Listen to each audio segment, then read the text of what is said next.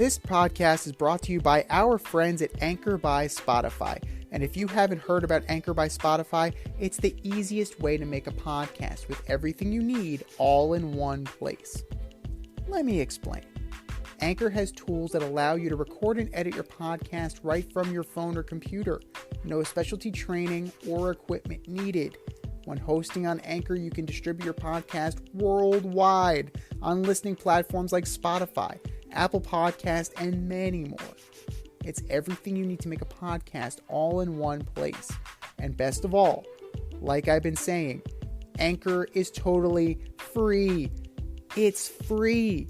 Download the Anchor app today or go to anchor.fm to get started and make your podcast dreams a reality. That's anchor.fm. What are you waiting for? Download the app. Well, it's a big show. Welcome to the Fade Route It's a big bad show tonight. with DNZ. Yeah, it's a big show. Here are your hosts, Crank it up, turn on them lights. DNZ.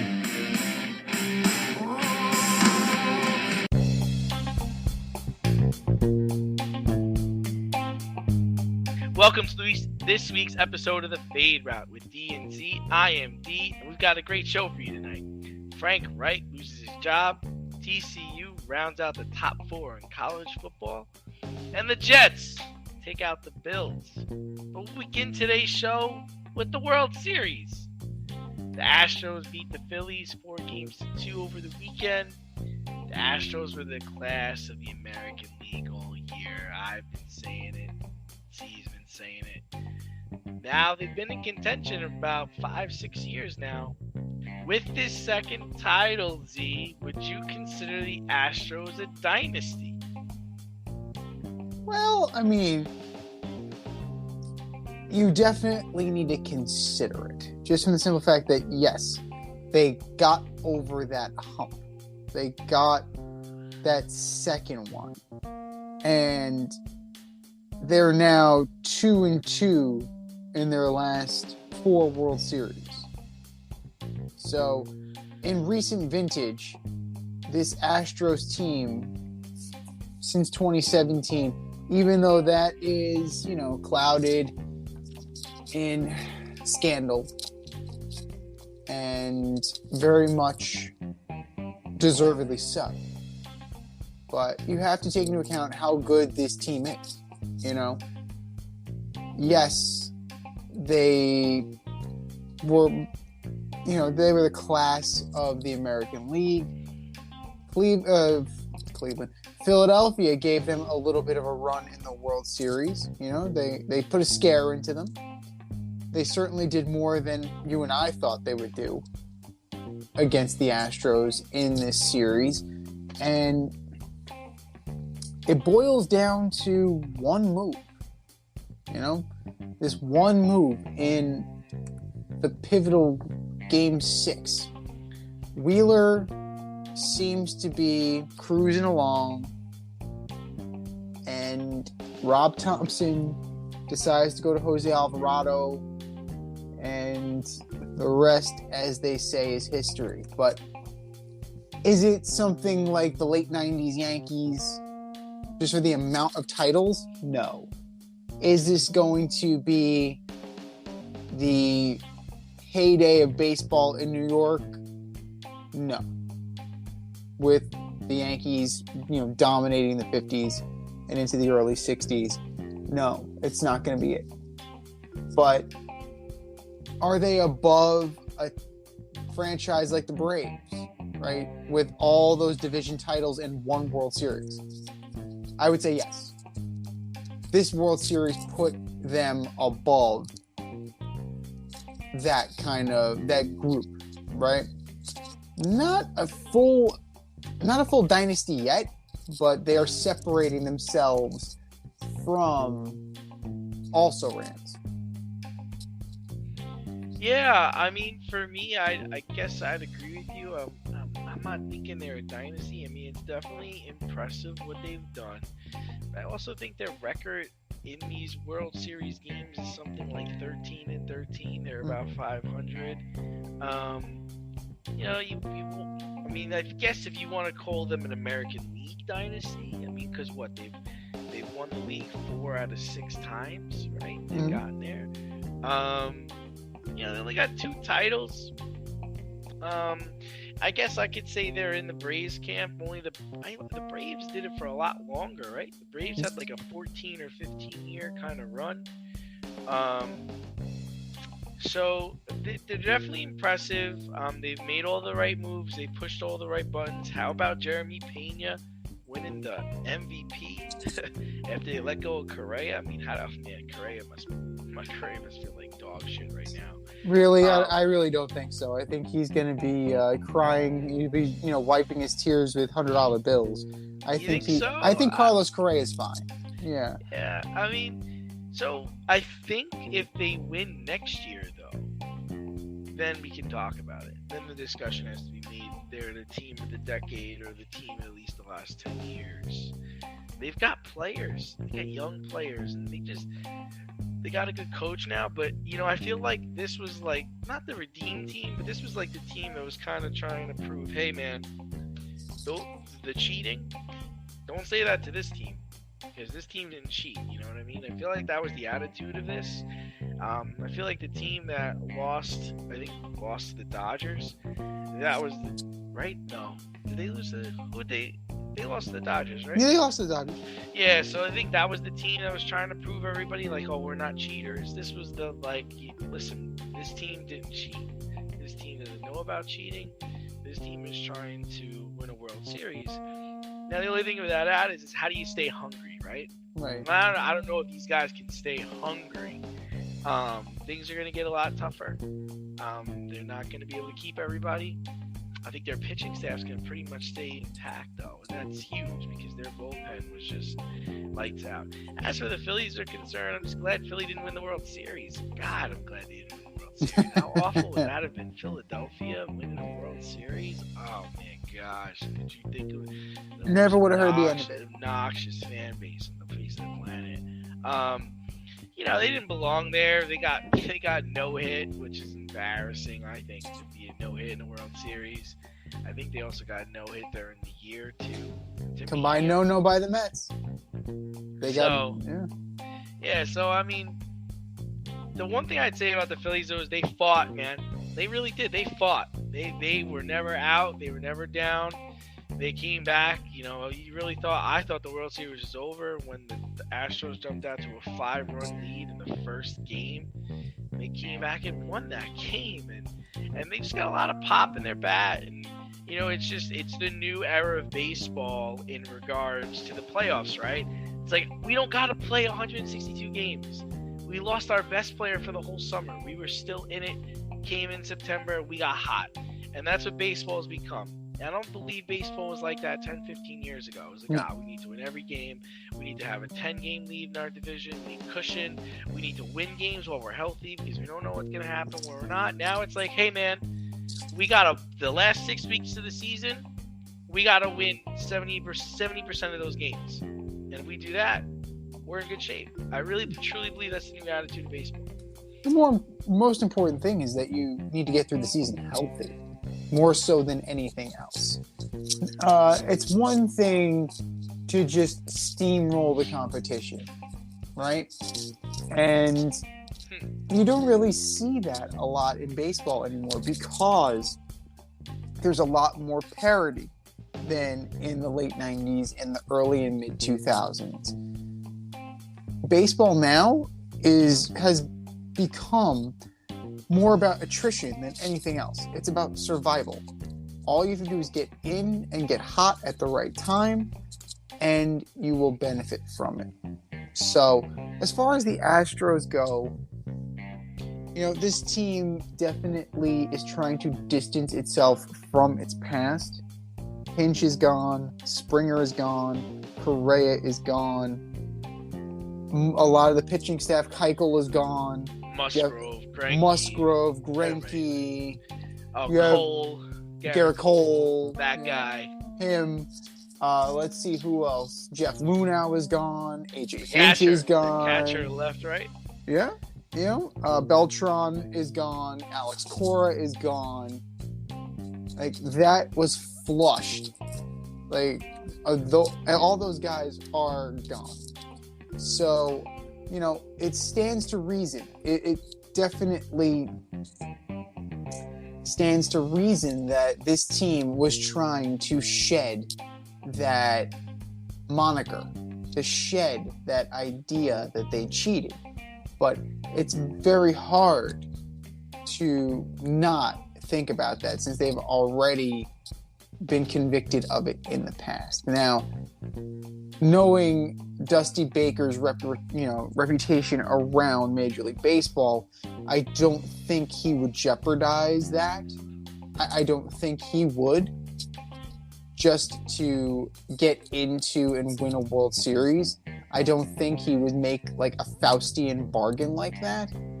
But, it's one thing to do it. Now they have to do it again. Yeah. And in order to really ascend to that next level. Avoid messy accidents. Get better stopping power with your brake pads. Callahan brake pads. You never know when you'll be driving in the road and there will be a truck tire that you need to avoid and save your family. Callahan Auto. We really care about what's under your hood. And speaking of ascending to the next level, we're moving over to football. There were a few upsets, but probably the most glaring upset was the Jets toppling the division-leading Buffalo Bills 20-17 at MetLife. The New York media is loving this roller coaster ride. They are really buying into the New York Jets and Coach Saleh and Gardner and Mosley and this defense that they put together. They're really starting to buy the Jets as a contender, a legit contender. Did this win say more about the Jets or more about the Bills for you? Yeah, to me, it said a lot to me about the Bills. They lollygagged this game. I don't think they took the Jets seriously. I think they walked in there thinking, hey, man, we're going to put up 40 on these guys. And that's just not going to happen. We've talked about this, for like 2 years now. If Josh Allen's your leading rusher, you got a problem. And he was pedestrian on the day. I think he threw 2 interceptions, 2 ugly interceptions. He looked confused. He looked rattled. They couldn't establish a running game. They were missing a couple of starters on defense. But the defense wasn't the story. The Jets only scored 20 points. The story was the offense just being inept and not being able to figure out how to gain ground and how to score on the Jets. I'm not taking anything away from the Jets, but they took advantage of the Bills. They beat them, but Zach Wilson, 154 yards and a touchdown. That's not winning AFC Championship games, man. That's win. You know what that is? That's winning a road game, right? That's winning a road game in your division. This is how this guy played at home. We're gonna find out who the Jets are, because they've got some tough games coming up. They're going to New England. They're gonna go to Buffalo. They're going to Miami. They've got some tough games coming up, and we'll find out more about the Jets. What we're finding out more so about the Jets is that defense plays, right? That defense is doing its job. Sauce Gardner is legit. DJ Reed is legit. Whitehead is legit. They have a secondary. CJ Mosley's an anchor in the middle, and Quinnen Williams is a run stuffer in the front. Franklin Myers sometimes makes stupid decisions, but they're solid and they're deep at defensive end. They're solid and deep on the defensive line. So that is something that is, and I didn't even mention Quan Alexander. You can go down the line.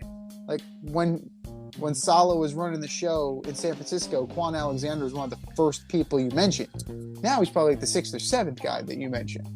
So that is something to be said about what they're building on the defensive side of the ball with the Jets. Offensively, Zach Wilson is Zach Wilson at this point. This is what he is, man. Like, yeah, this is a 154 and a touchdown. Like, it was fine. It's not great. There's nothing to write home about, but what you do have, right? You have a pretty legit two-headed running game between Robinson and Carter. You have a combined 124 yards and a touchdown. You might have found something here with this Garrett Wilson. You might have done it. I'm just saying. 9 targets, 8 receptions for 92 yards. Solid. More than solid. Like, that's easily far and away their number one guy right now. When Corey Davis gets back, I don't know if he's the number one. Like, they have something going. Wilson to Wilson is producing right now, and you have to kind of ride that out and see what that is. But if you take Garrett Wilson out of it, right? Take his production out of it. That's not good. But Zach Wilson's numbers are that's not good. 154 minus 92. Like, I may teach math for a living, but it's just like that's not good. Yeah, that's just not good at all. I mean, this was a game they needed, right? They had to win this game because they going into the bye. When they come now, they got 2 weeks to prepare for the Patriots. They're going to Foxborough. Yes. All right. So, and then the Bears aren't a rollover anymore. They've got a quarterback now that seems to be playing well. So then the Chicago Bears come to New York, but then you go to Minnesota to play a team that's only got 1 loss right now. Then you're gonna get a revenge game. You're going to Buffalo in December. Mm-hmm. So that's what I'm saying. You're gonna find out. I mean, can Zach Wilson throw the ball in Highland Park, or wherever that place is called these days? Lions. I mean, we're finding out about other teams in the division. Like, we were jumping, the New York media was jumping through hoops. Oh, they went into Green Bay and they beat Aaron Rodgers and the Packers 27-10. Well, guess what? The Packers suck. Like, the Packers lost to the Lions. They only scored 9 points against the worst defensive team in the league. Okay? So that's who the Lions are. I mean, to me, the marquee win for their season really was just against the Browns, and they barely won that game. I mean, who are you hanging your hat on? Like, who are you puffing your chest about? You beat a division opponent at home. You're supposed to, but you're supposed to win convincingly. You won by 3. Patriots beat you by 5. Now you're gonna have to go and play in those places again. If the Jets have an AD, he should be fired. They played all their division games in the early part of the season. They're on the road for the rest of the season against their division opponents. That sucks. So we'll find out. But one thing we're not going to find anything else about is about the Colts this season. The Colts and Sam Ehlinger lost to the New England Patriots on Sunday, 26-3 in Foxborough. The Colts had 103 yards passing in this beatdown. And on Monday, Jim Irsay fired Frank Reich, hired former player Jeff Saturday, with no coaching experience, as the interim coach. Is Jim Irsay serious about winning in Indy, or is he tanking for one of these stud quarterbacks that's about to come out of the draft? That would be the 6th quarterback in 6 years, starting week 1. Like, that is ridiculous. I don't know what's going on. I really don't know what is going on in Indy. This used to be a stable franchise prior to them cutting Peyton Manning because he became Frankenstein's monster. Ever since then, and ever since Andrew Luck left this team because he could see the writing on the wall, and he could see that they are going to kill me because we do not have an offensive line.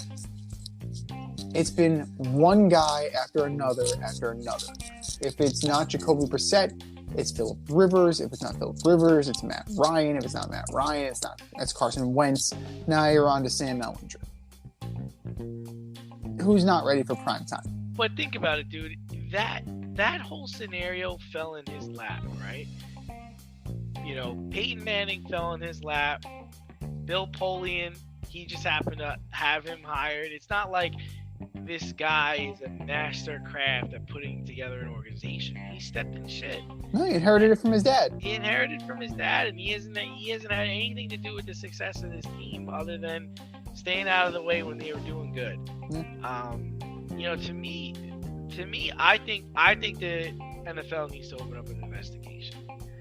I think he's tanking, and that's just, you can't come out and talk shit about Dan Snyder and then pull a move like this where you hire Jeff Saturday.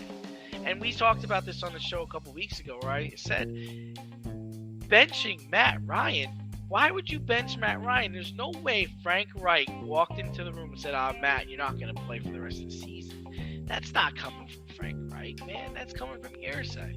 And he's not stupid, because he's thinking to himself, well, you know, Jonathan Taylor's hurt. We're pretty bad. Last time I got a top pick, I got Peyton Manning. And that's what we haven't had. But, I mean, what a slap in the face to the players and the coaches that are on this team with years of experience in coaching. Let me just say some of the names here. You got Gus Bradley, former head coach of the Jaguars, coach defense for the Legion of Boom, coach defense for the Chargers. You got Bubba Ventrone, who's been in the league he's been a coach for 8 years, and he played in the league. Another guy you got John Fox, is a senior defensive assistant, 40 years of coaching experience. Now, we're going to pass on you, John. We'll see what you can do. Who else? We got Kevin Mawai. Kevin Mawai is probably one of the best offensive line coaches in the league. Now, we're going to go with Jeff Saturday. He's so much better. And wait, there's another guy here. Hold on. There's one more guy. Mike Mitchell. Mike Mitchell, I would think, would be a good coach. I think he knows his stuff. And Reggie Wayne is the wide receivers coach. You're telling me you passed on all those guys for Jeff Saturday? Guys never blown a whistle? How does that look? I think it looks like shit. I think they're going to get blown out this weekend by the Raiders, because you bring in he's a rah-rah guy, right? Jeff Saturday's going to be a rah-rah guy. He's going to walk in, he's going to inspire people. But he doesn't know what to do if they come up with an 8-man front against Ellinger. He ain't going to know what to do. He's not going to know what play to call. He's not going to know how to get out of this situation, you know? And he's also entrusting that in 30-year-old Parks Frazier. True or false, Peyton Manning was the first phone call Jim Irsay made? I gotta say true. Right. I think so too. I have to figure that Irsay called him not to gauge his interest in coaching, because I really don't think Peyton Manning wants to coach. Because like all great players, they know they suck as coaches, because they're never going to coach somebody as talented as they were, right? That's why Wayne Gretzky was a terrible head coach. That's why Ted Williams was a terrible manager. That's why Hank Aaron never even tried. There's that one story about him in spring training where he took a bat, flicked his wrist 3 times, and hit the ball the opposite way. Turned to the hitters and said, "Now why can't you do that?" Because they're not you, Hank. Damn it. Like, that's how it works. You know, they were blessed with talent. They nurtured that talent. They're never going to get somebody as talented as them. I would argue, if you are going to tank, that you're tanking a year too early. Because there's another Manning that's going to be available. You got to be aching for Arch. Like, that's what you need to be doing. Because, yeah, you can get C.J. Stroud. You can get some other quarterbacks coming out this year. But that kid's a stud. And you already have the connection with the organization. The other thought I had is that he called Peyton, and Peyton's like, "Listen, I don't want to coach, but I do want to be a GM. And you know what? why don't you give Jeff Saturday a call and let him be the head coach? And I'll think about being the GM next year. That's the other thing I thought might have happened. You know? Yeah, but there's quite a bit of backlash right now because of that, especially if they're working these backroom deals. They really need to be careful about this because they are skirting around the Rooney Rule. Now, with the Jeff Saturday issue, the Rooney Rule does not apply to interim coaches. Like that has been explicitly stated. However, the moment that the season ends, Irsay needs to abide by the Rooney Rule in his hiring process, or else there will definitely be an investigation into him. But it definitely feels like shady backroom dealings on his behalf, on his part. And, I really don't know. And this is no knock on Jeff Saturday. Like people have been coming out, slamming Jeff Saturday for taking this job. If you were offered a head coaching position in the NFL, if I was offered a coaching position in the NFL, we would take it in a fucking heartbeat. Gee, I don't know, man. I don't know. I don't really know about that. You'd really take any head coaching job in the NFL? There's only 32 of them. There's only 32 of them. The Raiders call you tomorrow. You're like, yeah, send me the next flight. I'll go to Vegas. Get the fuck out of here. I can't do worse than McDaniels. I'm not. I can't do worse than McDaniels. Hey, Mark, call me. Fuck them picks. Fuck them picks. Now, clearly, look at it. Look at their draft records. They fucked them already. I don't know, man. I don't know if I'm just packing my bags and going anywhere. Chicago is your call. You're going over there. You're going to Chicago. They have Justin Fields. They have the cupboard's not bare. It's not like you're going into a situation like you're going into with Indianapolis, where they don't have a quarterback. They have a stud running back who's hurt. You have Shaq Leonard. This was my fucking Super Bowl pick, man. You go out and hire Jeff Saturday. But that's, and even at the press conference, he relayed the story. Irsay called him. He's like, "You sure about this? Is that you, Tolbert?" So, like, what happened, man? He recognizes that it's a little far-fetched. Where did it all go wrong? I thought I had this team pegged for wins. I thought they were going places up the third grade. Where'd they go wrong? Where do you want me to start? Okay, getting Carson Wentz, Phillip Rivers, Matt Ryan, any of those guys, wow, any of them, not begging Andrew Luck to stay, or not even going and get Russell Wilson, like getting somebody who will give you stability at the position. Carson Wentz is who he was. I told you that was going to be the case. You brought in 40-year-old Phillip Rivers. Like, that was a Band-Aid. Matt Ryan's, 37? But then why not draft a quarterback then? Why not draft a quarterback? How did you not draft a quarterback? If why didn't you trade up to get one of these guys? Well, if you look at their talent evaluation, they probably didn't value these guys as much as we do. And on top of that, like, you give them credit. They went and got Jonathan Taylor. They were able to, get some guys. They had T.Y. Hilton for years. There were some positions that they were able to draft well at. And there are others that they just did not do well. And quarterback is clearly one of them. And they finally had a decent offensive line, and the best quarterback refused to play behind them. He said, "I would rather go home and play with my family. I'd rather die. I would rather end my career and go be an advocate and be a booster for Stanford than do this. I'd rather play Connect 4 at home with a 7-year-old than quarterback this team." What does that tell you? They I'm sure that there was plenty of back channel communication trying to get Andrew Luck out of retirement. I mean, you can bank on that. And for him to stay gone, that's very telling. Their offensive line was just so solid, and I really thought their defense played well last year. Like, they played well last year. They gassed it down the stretch. They lost that game to Jacksonville, and they just never recovered. They lost that game to Jacksonville at the end of the year last year. They literally never got off the mat. And they have talent at every single position. They have arguably one of the best offensive lines. And they're just not getting it done.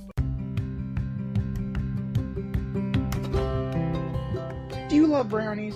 Of course you love brownies. But you know what's better than a brownie? A delicious, handcrafted, gourmet brownie delivered right to your doorstep. That's what our guys at Sweet Life Brownie Co. offer.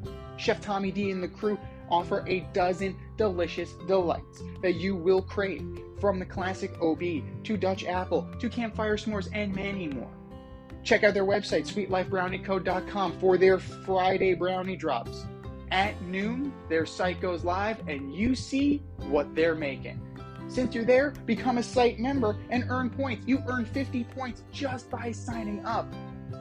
Make sure you follow on Instagram and Facebook too, at sweetlifebrownie_co, for the latest updates and their latest releases and creations. That's sweetlifebrownieco.com. Give them a call, 845-641-3043, and tell them D&Z sent you. That's sweetlifebrownieco.com, 845-641-3043. Sweet Life Brownie Co., because there's always room for a brownie. You know, time to talk some college football. Your favorite topic. Georgia, Ohio State, Michigan, TCU round out the top 4. Missing is Alabama, Tennessee, Oregon. So, any issues with the rankings this early in November? The teams that are on the outside looking in are deservedly so. They lost. Plain and simple. It's so crazy that they demand perfection in this game, right? It's remember the Titans.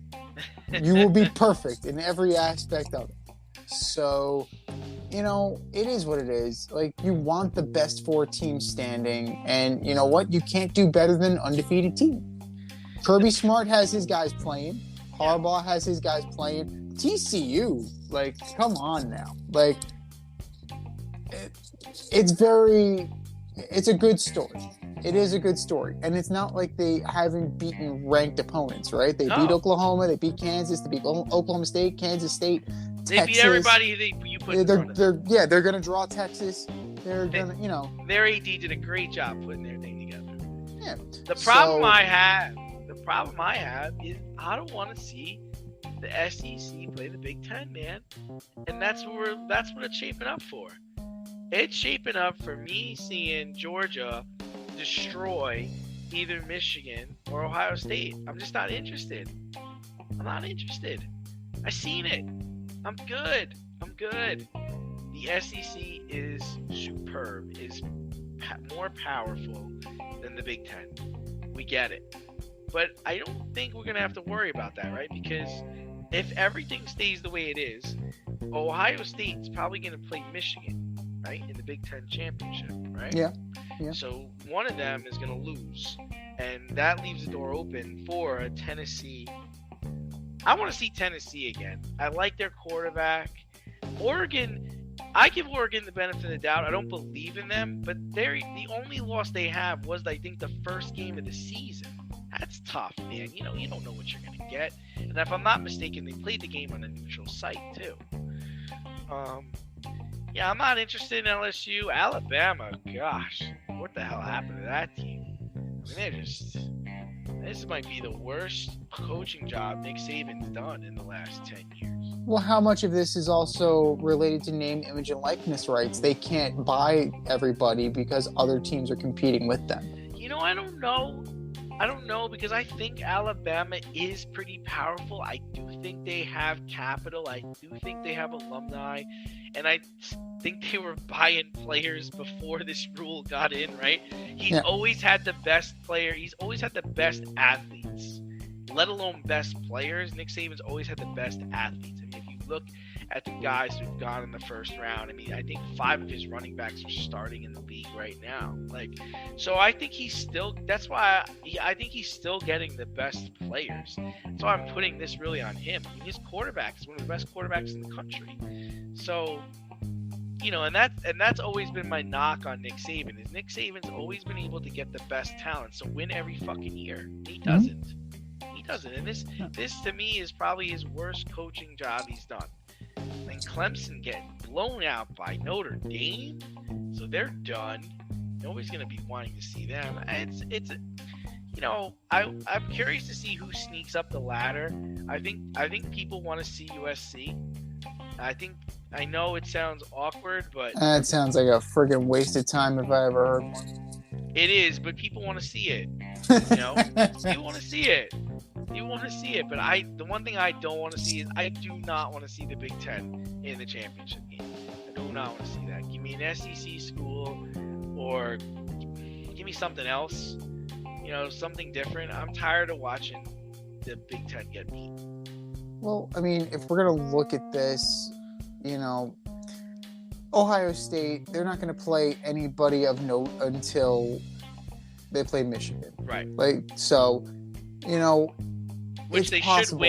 They should win that game. They should. Well, it's number 2 versus number 3. So it's like that's going to be big time. That's actually going to be a big time kind of scenario. Yeah, but is Michigan really number 3? Like, who the hell have they beat? Right? It's like, who's Michigan hanging their hat on? Like, you know who we beat? Penn State. Like, that's really the only one that you. Penn State's trash. They play like a soft schedule. I mean, look at this. They're playing Hawaii, Colorado State. At the time, Penn State was ranked number 10 in the country. So at the time, now we know that Penn State is a paper tiger. Now you know that Penn State is a paper tiger. But, this is going to be it. Like, Michigan and Ohio State, one of them has to lose, but that loss is going to be better than any other loss that you have out there.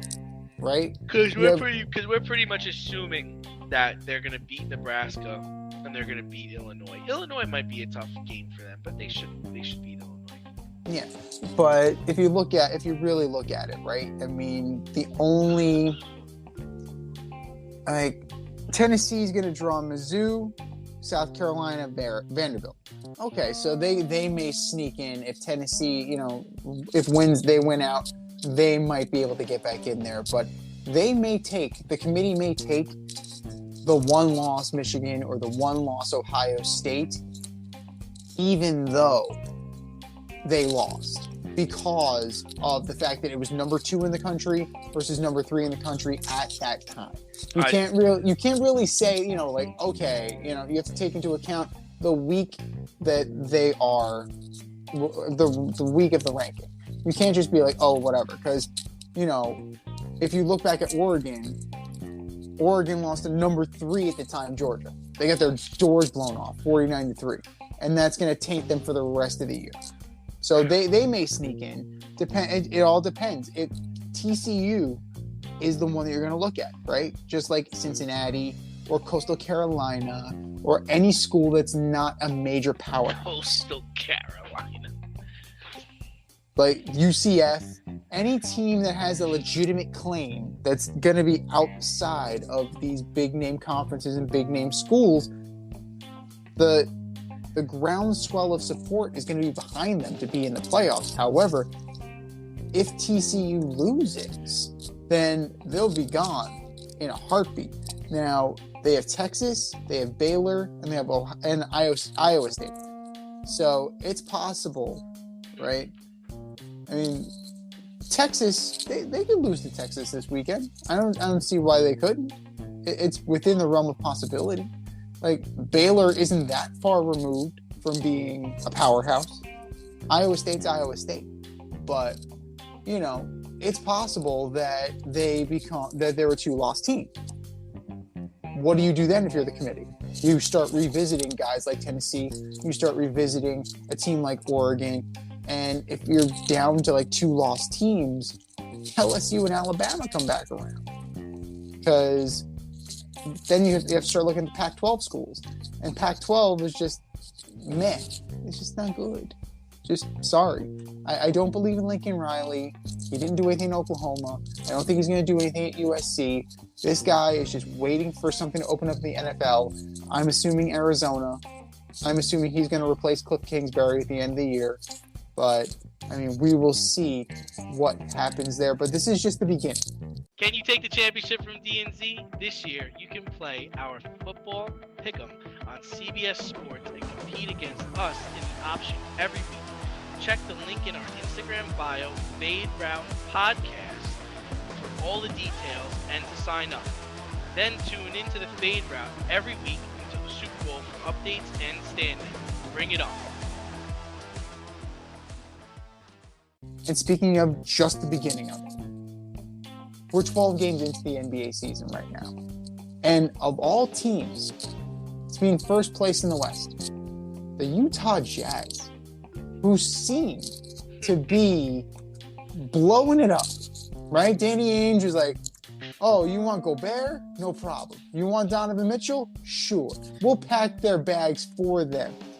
And now they are 9-3.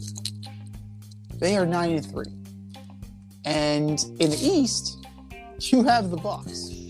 The Bucks, who have only lost one game this year, right? They're 9-1. Which team can sustain this position longer? Yeah, I gotta go with the Bucks. I gotta think that they're for real. They're going for another title. Giannis looks in mid-season form. The only thing is, the East is treacherous. I mean, I truly believe in this Cavaliers team. Celtics defending Eastern Conference champions. Hawks are legit. And then you got to imagine the Sixers get their ish together at some point and raise up and raise through, right? In the West, I mean, it's weird right now. I mean, you got teams that you think would be in the top half on the bottom, right? The Warriors are 4-7, man. Mm-hmm. Timberwolves, I thought they were going to be dynamite. They're 5-6. Lakers only have 2 wins. They're looking like they're going to have their worst season ever. Clippers are in the 7th spot. You know, so I think I can't believe it, but give credit to Danny Ainge. He knows what he's doing. He knows how to put together a team. Like, imagine if they're a year early or 2 years early, and here we thought he was rebuilding. Man, watch out. It's tough to say that the Bucks are going to be sustainable when you look over their roster, because it's still very much the same friggin' roster, right? You They still have a lot of talent, though, man. They got talent. Like, Yeah. Colin Sexton's talent. Lauri Markkanen's talent. Jordan Clarkson's talent. Kelly Olynyk is talent. Michael Conley's a veteran. Yeah, on the Jazz, yes, but the Bucks, you Oh. still have the same old question, like, who's after Middleton? Oh, Batman and Robin. It's the Batman and Robin theory. Yeah, but you know what? Like, I need some help. But I need Commissioner Gordon. I need Chief O'Hara. I need some help. Batgirl. Yeah, you need who's Batgirl on this? Like, who's it going to be? Thanasis? Like, Thanasis was wiping boogers out of Giannis's nose opening night. Like, that's his role on this team. He's the professional booger wiper. I mean, what, Drew Holiday? Like, Drew Holiday, he's all right. Like, he's nothing special. Connaughton? Like, yeah, Connaughton's a bench player. You know? Brooke Lopez? You're really still hanging your hat on 34-year-old Brooke Lopez? You know? Wes Matthews? Bench player, rotation player. Bobby Portis, rotation player. Like, you may be playing very well, you know, as, you know, a group.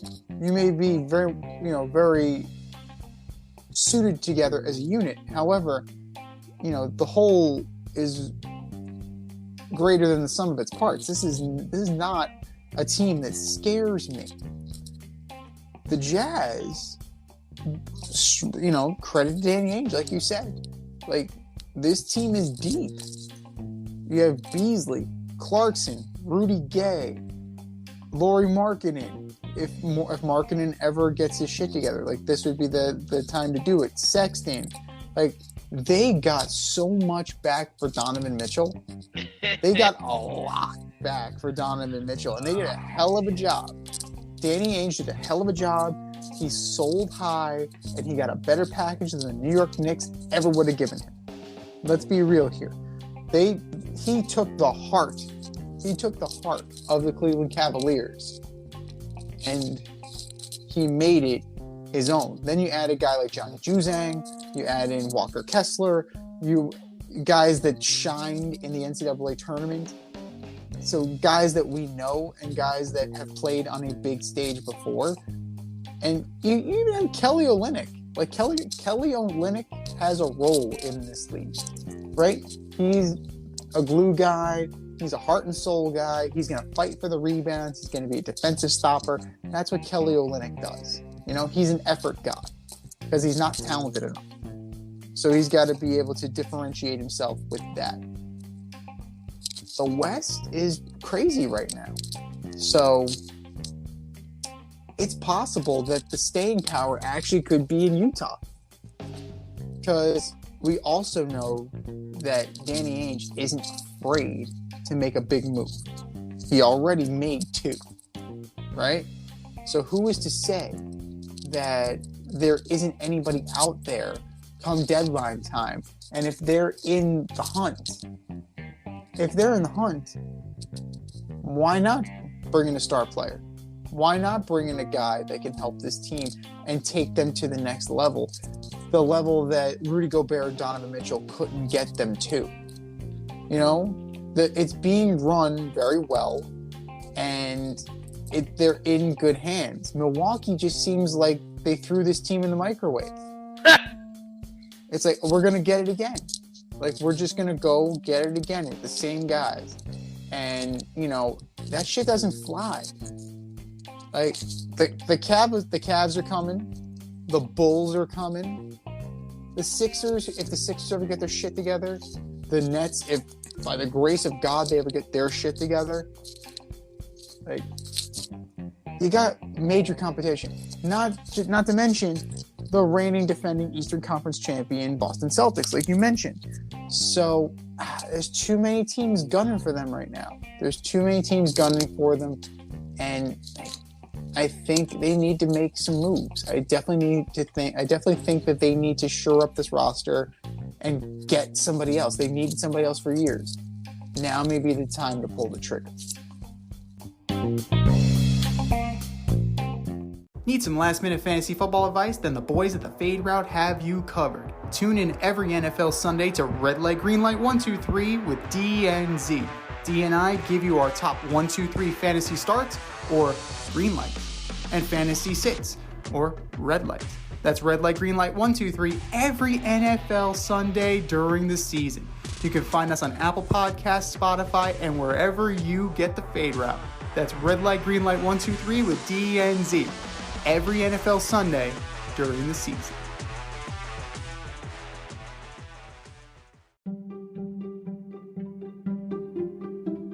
The choice is yours. Swipe left or swipe right.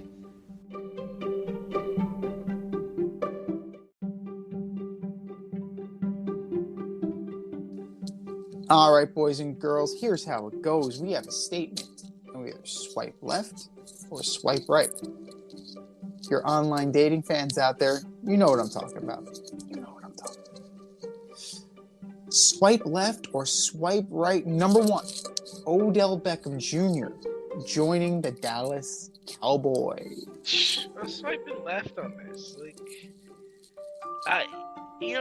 People are trying to upsell the shit out of this guy in fantasy. I mean, he tore his ACL. I mean, I really wasn't big on him last year anyway. And, he's going to need the right system, the right scheme to be effective. I don't see why Dallas needs him. They got Tony Pollard running the ball. They got Zeke as Tony Pollard's backup at this point. And they got CeeDee Lamb, Michael Gallup. What do they need Odell for?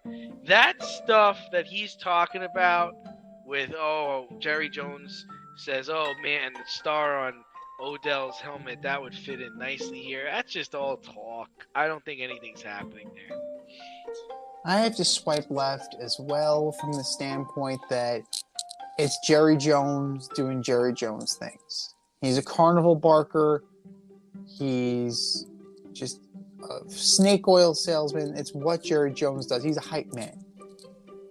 And he's great. He's great at his job. He's great at being a hype man. He's the owner of the team. If he's not going to hype the team up, who is? Right? I don't think I mean, they certainly could use him. If you look at, they're 25th in the league in passing yards. They're 14th in the league in points for. That's not great. They're only 11th in the league in rushing yards, too. They're averaging 132 yards. Solid, but not great. This team is definitely built for rushing and defense. And you don't really say that often about recent vintage Dallas Cowboy teams. Would Odell Beckham open up the offense more? Yes. Coming back from ACL surgery, you don't know what you're going to get, especially since it was in February. So I have to swipe left on this. And as a Giant fan, I didn't, did I like the way he maneuvered his way out? No. But at the same time, you have guys coming back to this organization now. Like, you have Landon Collins. You have former players, willing to be around the team now. There's definitely something to the idea that Gettleman and Reese and McAdoo and Shermer and Judge, they created such a bad atmosphere that, team players are just thinking that this Shane and Dable tag team, this Shane and Dable structure, this power structure, this organizational structure, is a breath of fresh air to where guys actually want to be part of this organization again. So there's something to a reunion, but it's got to be at the right price. Now, the Giants and the Cowboys, in terms of cap, Giants are right up against it. Cowboys probably aren't much better. So it makes you wonder, how the cap is going to play into things. And if it boils down to money, I don't know if either team is going to be in the running for Beckham's services. But we'll definitely see. But he would definitely be an upgrade for either the Giants or the Cowboys. Swipe left or swipe right, number 2. The Mets locking up Edwin Diaz as their closer for the next 5 years. I don't know, man. I guess I need this question in 3 years. I feel like the Nets have some other things they need to take care of rather than locking this guy up. I'm going to swipe left on this. I think there's some other housekeeping things they need to take care of, and I think they may have jumped the gun with Mr. Diaz over here. I'm going to swipe right. I think it's the first domino. It's the first domino. Even if you get 3 good years out of 5, that's pretty good. You'll take that, especially, in the nature of relief pitching. It's up, it's down, it's up, it's down. And that is kind of where Edwin Diaz has been. 279, 327, 196, 559 his first year as a Met. 175, 345, 131. So if you get 3 out of 5 years where he has a sub-2 ERA and has 40 saves per year, I'd say it's pretty damn good. And it might end up being a bargain.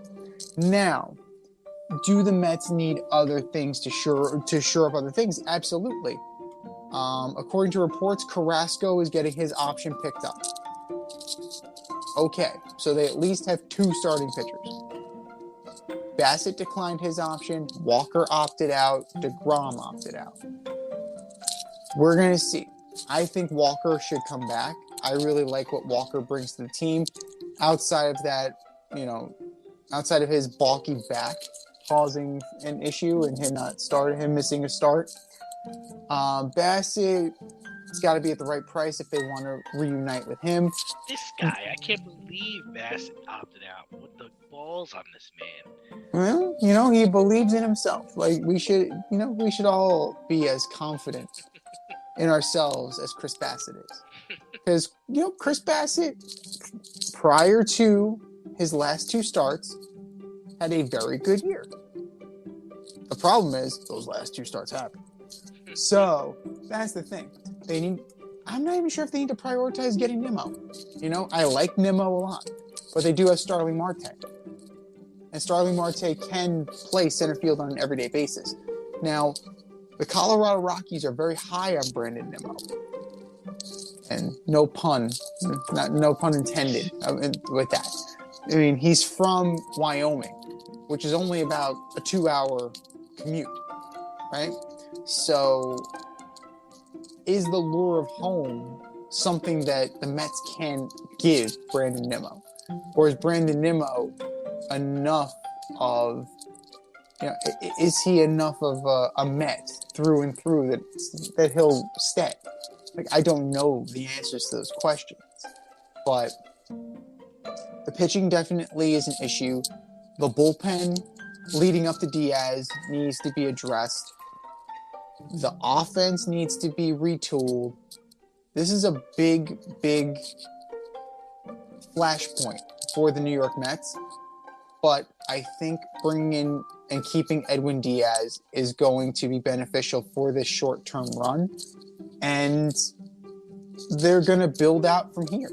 They're not done. They're definitely going to make some noise as the hot stove really starts to pick up. Swipe left or swipe right, number 3. Speaking of MLB hot stove, Shohei Ohtani playing for the Angels past the All-Star break this season. No way. Swiping left. I know they came out today, but they came out a couple of days ago saying, he's going to be here for a long time. He's our guy. We're expecting to win with him. Yeah, that's why he signed just a 1-year deal. My man is going to be gone. He's going to be a Met, a Brave, a Yankee, who knows, but he ain't going to be an Angel after the All-Star break. I am swiping left as well. It is stupid of Perry Manassian to not trade him now. Your value will not be higher. Well, you worry about injury, because if he gets hurt, then you're really screwed. I mean, that's what you're really worrying about, Right, but you can get hurt anytime. It's a question of, are you going to maximize your value? And the longer you wait, the more you risk injury. He can get hit by a line drive in spring training. He could tweak his hammy, like trying to leg out a double. My leg. He could pull up lane between first and second. Like, he could finally tear that UCL. He could be done he can get Tommy John and be done for the year. Like, at any given point, injuries happen. The whole idea is to maximize the return on this guy. If he is the generational Babe Ruth-like talent that we think he is, he would command at least 5 prospects, or a combination of 3 prospects and 2 major league caliber players. Like, he would get the haul because of how unique he is. With all due respect to Kristaps Porzingis, this guy's the real unicorn, not him. Now, okay, you're not dealing Ohtani. This team needs a major overhaul. The Angels have been a disappointment for years. So, what I read into this is that, okay, we're not trading Ohtani. Fine. We're not going to trade Ohtani. I might listen on Trout. I might listen on Rendon. Right? I'm not going to trade Ohtani, but I will trade some of these other guys and try and rework this roster. Because I look at the 40-man roster of just the pitchers alone. It's just like, oh God, it's awful. It's absolutely terrible. And they started moving guys out, started moving guys back in. It's just not good. It's just not good at all. Like, you have Trout in the outfield. Joe Adell. Maybe Joe Adell will become something. He didn't look like much last year. You're really like hoping Mickey Moniak. I mean, you traded him for Syndergaard. You hope that he's something. He was a former number 1 overall draft pick. You hope something happens with that. Fletcher is a decent player. You really have nothing to speak of here. Like, the cupboard is bare. So, you really should, if you are Manassian, if you're really adamant about at least waiting till the deadline, you really should consider moving on from Rendon and moving on from Trout. You're going to have to eat money, but that's okay. Or, maybe, if you were Manassian and whoever's running the Yankees, because it's not Cashman, he's not under contract. If you were Perry Manassian and whoever's running the Yankees calls you and said, okay, I'll give you a 1-for-1 swap, Giancarlo Stanton for Mike Trout, would you do that? No. Two broken down injuries. I don't want. Yeah, I'm not taking garbage. He's garbage. But you're giving garbage. Garbage. Yeah, too. but there's the difference. Is Trout's got suitors. Stanton has no suitors. There's nobody in the league that wants Mike Stanton on their team, Giancarlo Stanton on their team. There's probably 20 teams that will still want Mike Trout, despite all his injuries. Need value. Stanton has no value. In my eyes, Mike Trout has just as much. He's never on the field. He's due for his annual calf injury. He can predict the weather with his calf. So I think that, we're definitely selling a bill of goods here on Mike Trout. He's definitely not who he was, and I think he's entering that downside of his career. And it's sad to say, as a Met fan, and I really don't want to give this guy credit, but Bryce Harper has moved ahead of him. Bryce Harper has, in terms of the winning, in terms of being the face of the league. Ohtani's moved past Trout. His own teammate moved past Trout. These guys they're making that move. And I don't know, if I'm the Angels, I gotta blow this up because it's not working. Just adding, and then dumping, while keeping the same guys, the same high-profile guys, doesn't work. We've seen with the Yankees, right? Adding around these guys hasn't worked. So move on and try something new.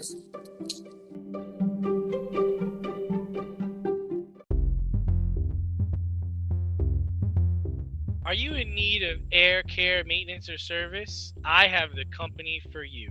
Air Care Technicians. They service the Westchester and Northern Bronx area and can help you with all your heating and cooling, maintenance, and service needs. Just give them a call at 914-315-1547. Again, that's 914-315-1547. Or shoot them an email at aircaretechnicians@gmail.com. These guys are the real deal as they are veteran-owned, licensed, and insured. Make sure to tell them that D&Z sent you.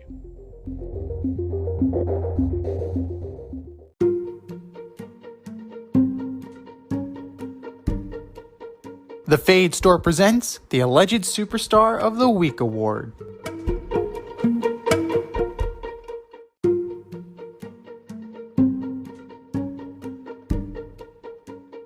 All right, boys and girls, you know what time it is. It's time for the Alleged Superstar of the Week. Here's how it goes. We put up a poll on our Twitter page at FadeRouteDNZ, and you vote, and you vote, and you vote, and you vote. And the winner of that vote gets the coveted-ass trophy and a shout-out on this here podcast. And do you know who took home the coveted-ass trophy last week? No. Daniel Snyder. That guy. Yeah, that one was kind of low-hanging fruit. But that was last week. This is this week. Who are your nominees for the Alleged Superstar of the Week, D? So the first one I got is Jim Irsay firing good old Frank Wright and hiring Jeff Saturday, a man with no coaching experience at all. What kind of message does that send to your team? Jim Irsay, you are my Alleged Superstar of the Week. And number 2, Aaron Rodgers, goat my ass. 3 interceptions, 2 of them in the red zone against the Lions, which are the worst defensive team in the league. The Lions gave up a score on their bye week, man. Come on, Aaron. Aaron Rodgers, you are my Alleged Superstar of the Week. And last but not least, Josh Allen. Mr. I'm the next big thing. Mr. MVP, kiss that goodbye. 205 yards and 2 interceptions against the Jets. The Jets, New York Jets. They weren't even wearing their black stealth uniforms this weekend. Josh Allen, you are my Alleged Superstar of the Week. Z, what do you got? Good choices. All very good choices. Well, gotta start with Jerry Jones. Jerry Jones, Mr. Odell Beckham Jr. will look great in Cowboys uniform. Mr. I am the law. Oh, God. Like, are you kidding me? Like, dude, shut up. Shut up, you carnival barker. Like, this is all about you.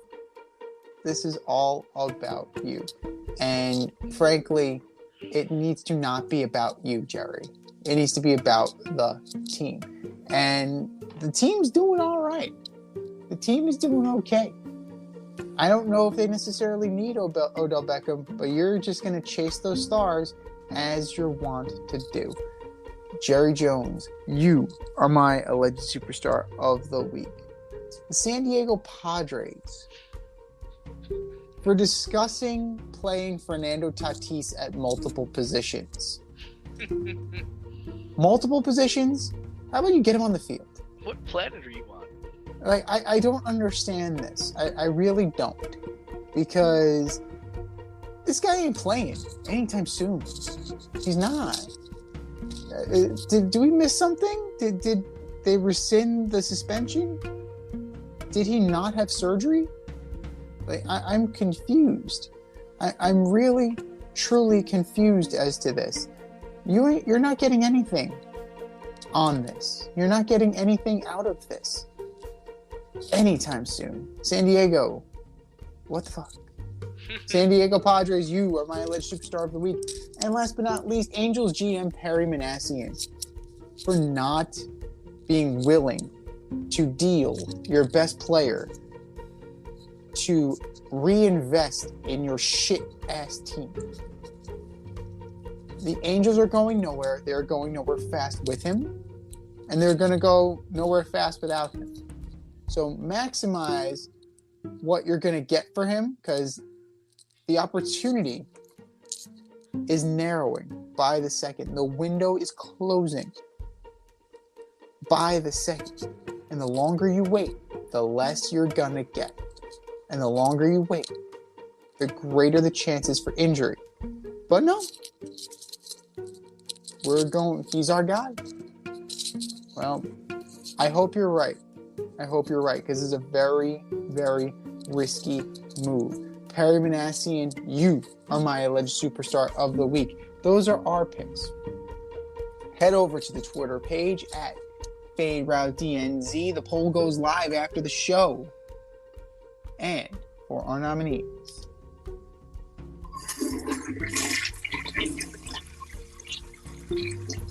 just do better, boys. Just do better.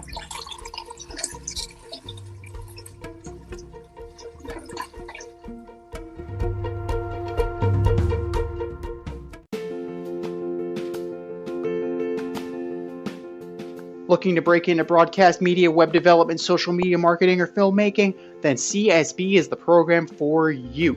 From day one, you'll be trained hands-on by industry pros like friend of the show Rob Adams, whose goal is to get you trained and get you working in months, not years. CSB offers 8 and 16-week programs in small class sizes designed to give you the personalized attention you need.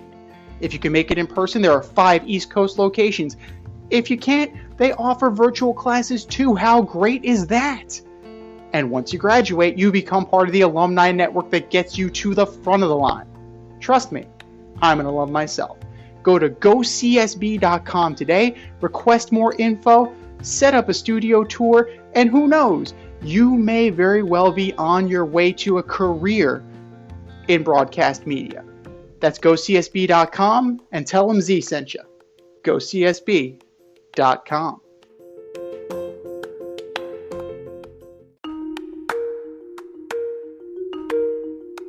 Let's run the option and give you our picks for the week.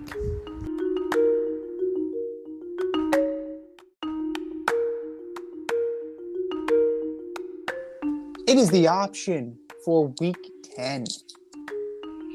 Week 10 already in the National Football League. And if you haven't yet, get in on our CBS Pick'em. Go to our Instagram page at Fade Route Podcast. Go to the link in bio. Sign up today. Take us on and see what you can do. Foxy's in the lead by 1 game. Ready, Willing, and Dable. The lovely Rita Sanchez from Ossining AYSO. She is in second place right now. And we're nipping on their heels. Can you guys hold on? We're going to find out. Your 8:15 Thursday night prime game. Trash. What a doozy. What a doozy. The division leading Atlanta Falcons at 4-5 go into Carolina to take on the 2-7 Carolina Panthers, who are sticking with PJ Walker. Falcons. Oh my! I mean, I got burned by the Panthers last time, so I don't think that I don't think they have a chance in hell. Falcons take this one pretty easily. Do we see Baker Mayfield on the field this weekend? No. We Maybe might. eating a hot dog. I don't know. Oh, they're pulling. Well, if Sanchez, they should put that on Fox then and have Sanchez do the game because they can analyze how he puts some mustard on. Sunday morning, 9:30 a.m. Here we go again. Not London this time. Germany. The Germans. The 6-3 Seahawks go into Germany to take on the 4-5 Tampa Bay Buccaneers. What are we doing? What the hell is What are we doing? What is this? Why? I'm taking the Bucks. I'm gonna take the Seahawks. I think they're doing well. Walker's gonna have a game. That defense plays, man, and Bucks are they're not what they used to be. That is for damn sure. They're a tough watch these days. We're into the 1:00 games now on Sunday. The 7-1 Vikings go into Orchard Park to take on the 6-2 Buffalo Bills. I'm going with the Vikings. It's unclear if Josh Allen is going to play. He hurt his UCL, his elbow. I'm starting to doubt his future for the rest of the season. I'm going to take the Vikings as well. I think that they can put up enough of a fight, and it's 1 p.m. Kirk Cousins, so that guy's invincible. The 2-6 Lions, coming off of their victory against the Packers, going to Soldier Field to take on the 3-6 Chicago Bears. I believe in the Bears, man. I believe in the Bears. Going with Justin Fields and the Bears. I'm going to take the Bears as well, but it is going to be closer than we think it's going to be. You know, I keep saying that, but the Lions play hard. They play tough. And it wouldn't surprise me if they actually have the lead and Justin Fields comes back and takes it from them. So I'm going with the Bears, but only by a point or two. The 3-6 Jacksonville Jaguars go into Arrowhead and take on the 6-2 Chiefs. Yeah, so I'm going to go with the Chiefs on this one. How about them Chiefs? The Jags are game. They're game. They're just not talented enough to ride with the Chiefs. The 3-5 Browns go into Miami to take on the 6-3 Dolphins. I'm going with Miami. Pretty safe bet. That new look running back tandem of the old San Francisco 49ers running backs are going to run the ball down the Browns' throat. The 1-6-1 Texans go into MetLife to take on the 6-2 New York Football Giants. Giants better win. Yeah, that's for sure. That is for sure. And I think they're gonna. Saquon will have a big day. The Texans, they're not really loaded for bear. Though the one guy that scares me is Dameon Pierce because the Giants can't stop the run all of a sudden. So we'll see what they're made of, but I think the Giants will have enough to win. Continuing on, I can't. The 3-6 New Orleans Saints at the 2-6 Pittsburgh Steelers. Like that's a dog game if I ever heard one. Yeah, I got to go with the Saints too, but I have no confidence in that pick, especially if Andrew Dalton is still going to be starting. You're going to have Andrew Dalton against Kenny Pickett. You see his hairdo, and he doesn't shave anymore. He totally looks like Andrew Dalton, man. He looks great. Oh my God. It's like he let himself go. He really just let himself go. The 3-5 Broncos at the 5-3 Tennessee Titans. Oh, man. King Henry, Titans. This is hard, right? Because as bad as Russ is playing, they actually have a quarterback. Like, Malik Willis is going to have to throw the ball more than 10 fucking times. Because that defense, regardless of what's going on in Denver, that defense will still play.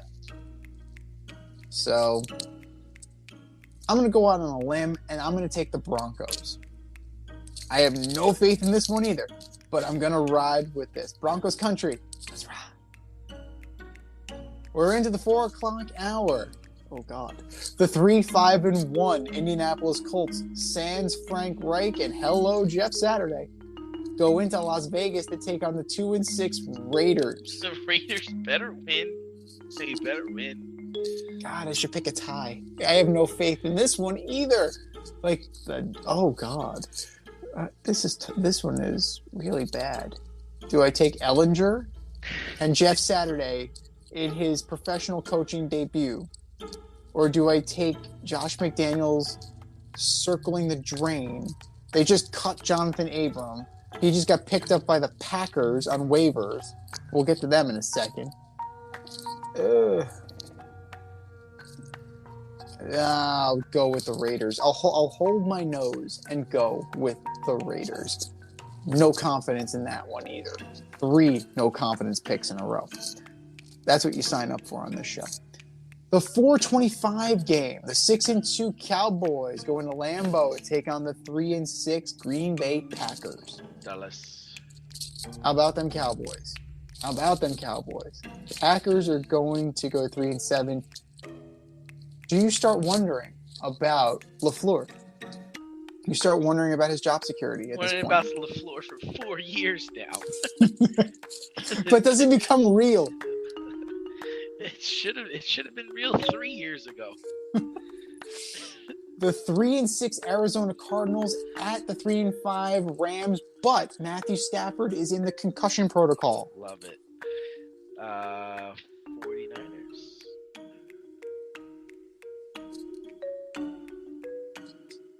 I'm going with the Cards. I think that the Cards, they better win.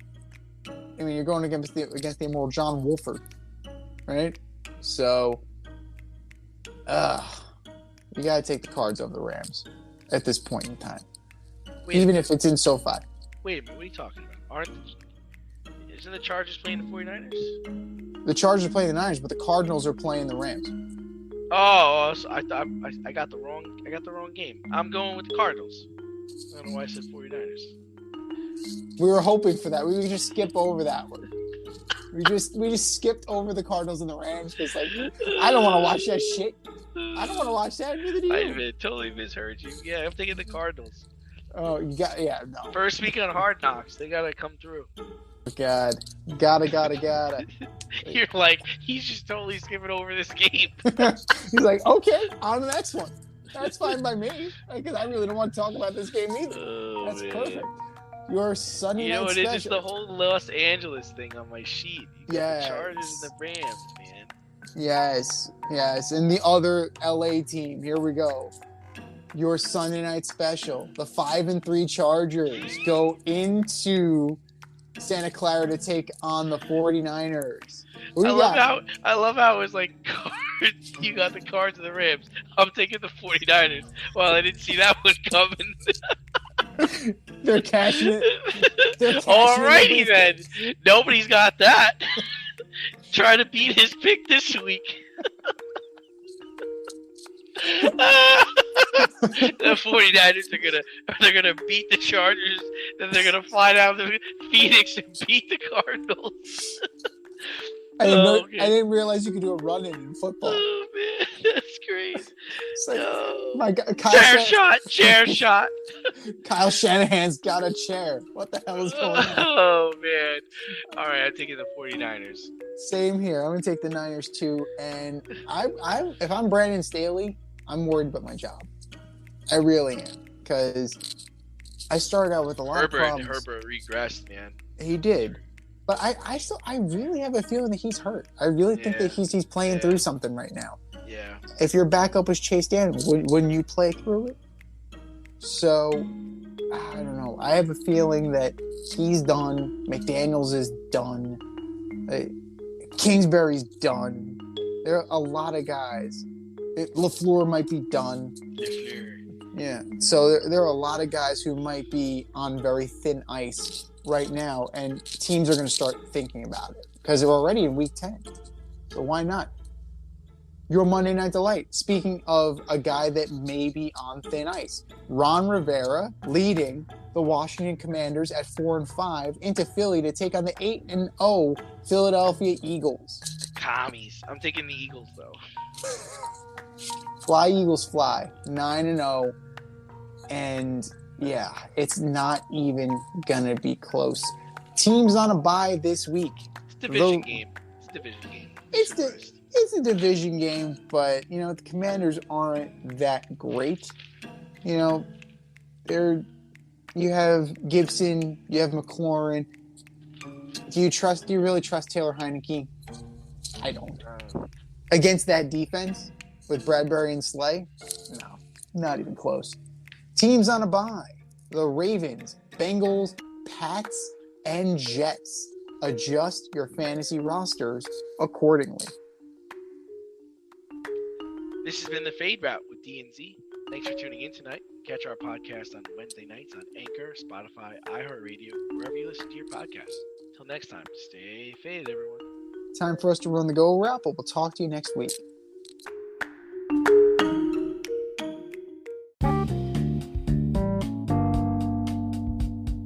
If you want to get on the action, we want to hear from you. Hit us up, faderoutemail@gmail.com. Slide in our DMs on IG @FadeRoutePodcast.